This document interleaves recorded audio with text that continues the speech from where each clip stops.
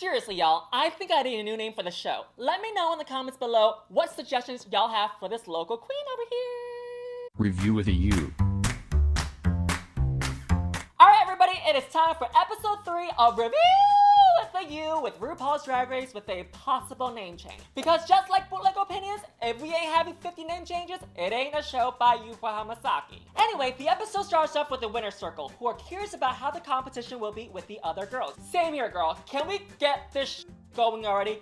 God! By the time this pandemic is over in 2030, we still won't have a winner crown. The week starts off with the pork chop queens talk about how bad they feel for little Elliott. But little do they know that little Elliott has her speak to the manager wig on, and she has already spoke to the manager, and she's back again in the competition, darling. Such a Karen of her. We stan. And personally, I think that we're all a little bit of a Karen on the inside. Petty, are you? And was Rosé working on a coal mine before coming on to set this morning? Or is it the lighting angle? Because Tuna Burger had a similar situation as well. The pork chop queen said they are a strong group now that they have a fire lit under their asses. Little did these little pork chop know that the winner circle also have a fire within them. With Tina Burner's wigs, with Tina Burner's costumes. Red, yellow, and orange. Fire! Why need someone to light a fire under you when you already got Tina Burner's costume? These little pork chop also claim that they are the trade of the season. But according to Reddit, I am the trade of the season. Get straight with the facts, girls! Then Ru shows up on the TV screen with a message that never makes any sense. And damn, Kahmora is tall. And Ru comes out and announced that they have to serve 2 looks on the mini challenge. Lady and the Vamp. Hashtag Drag Race.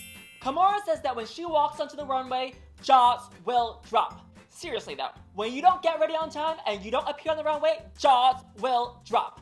Seriously though, for anybody thinking about auditioning for Drag Race, learn how to get ready on time. It's gonna come in handy, I promise you. Advice coming from an alumni, quote unquote. Ru reminds these queens that top designers and fashion editors are watching these runways. AKA me, the CEO of Bootleg Opinions. What an audience y'all have, right? Because here at Bootleg Opinions, we're always scouting for new queens to be a guest. Because once you go Ru girl, you go bootleg. Cuss to Rosé, girl, look how orange you look. Time for the main runway, and for our Bootleg Opinions of me and Jackie Cox, not to be confused with Jackie Pussy, go to our Patreon today and subscribe.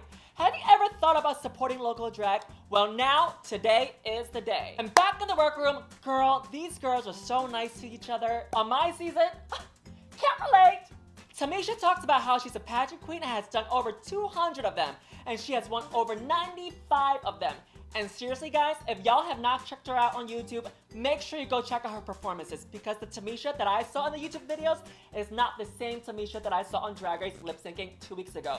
Go check her out. She is fierce, she's a professional, she is stunning! She talks about biological kids that she walks in nature. Tammy Brown is shook. On a serious note though, I'm thinking about having children someday, whether it's surrogacy or adoption, but I'm leaning towards adoption. Ru comes back to announce their main challenge, to perform to the song Phenomenon from Drag Race Vegas, which another show I've never been on. If I was a VODs girl, things would be different. You see, the thing is, I don't consider myself a VODs girl, I consider myself a lost girl, because I'm lost in this world and I need some guidance! Because I'm like a chicken walking in the... Too much talking. Need some water.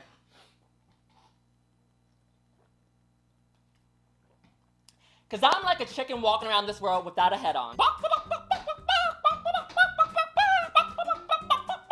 While writing the lyrics, did y'all hear them chanting the Ankh song? My Ankh song? Oh my god, when they were singing Old McDonald's?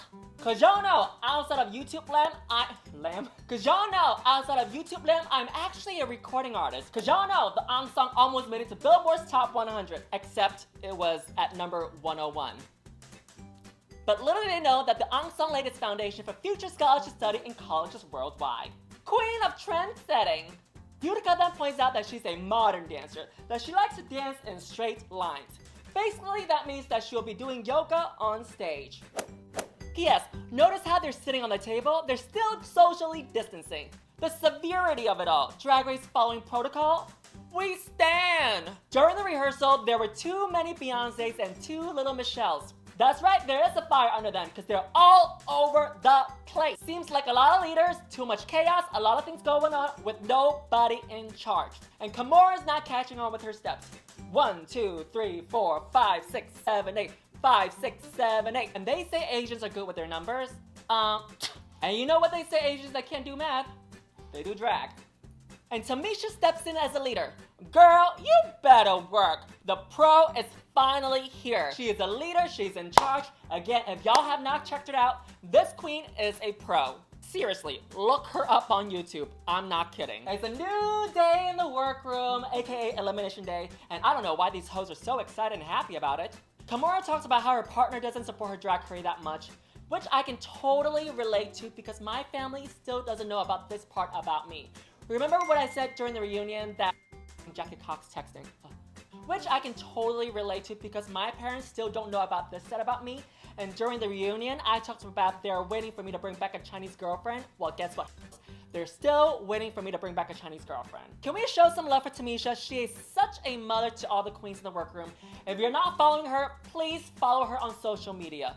Do it for me, the bootleg queen. What she has to say, it's so inspiring, for real though. Time for the main stage, and Michelle Visage is wearing her favorite color, green. I guess Tamar never watched the show, darling. The performance, work, slay, gagging. It was fabulous. If I were to pick a top 2 from the group performance without counting the runways, I would say Denali and Joey. Not to say that Rosé was bad, but I felt like Joey was more center focused and more controlled of the performance though. But including the runway, I would say it is the right top 2. Denali and Rosé slayed it. And make sure you show these queens some love, alright? Because they worked super duper hard. They had to write their own words, they had to record it, they had to rehearse it, they had to get ready and perform it and serve 3 runway looks. Slay. And seriously though, these queens are bringing it. If I was on this season, I would have quit. I would have pulled an Adore Alano. Time for the main runway, and this category is We're Here, We're Sheer, Get Used to It, baby. And for our bootleg opinions of me and Jackie Cox, go to my Patreon. Because if you're not watching bootleg opinions, you're only getting half the story. During the critiques, Joey was told by Michelle Visage that she wants some wig versatility. And you know what happens when they tell you to change for who you are, right? You go home. Cuts to Max. Denali and Rosé on the tops and the rest are safe. And during the lip sync, the song is If You Seek Amy by Britney Spears. If you don't know what that means, say it slowly with me. If you seek Amy. Get it? Denali wins the lip sync, and yes, in my perspective, Denali won. She was feeling the song and performing the song, whereas I felt like in some parts with Rosé's performance, I felt like she was just doing like formulated routines that you can find with any song and any bar across America. You know, she was doing the dance move, left, right, up, down, you know. Whereas I feel like Denali really planned for the performance where she brought her own spin to it.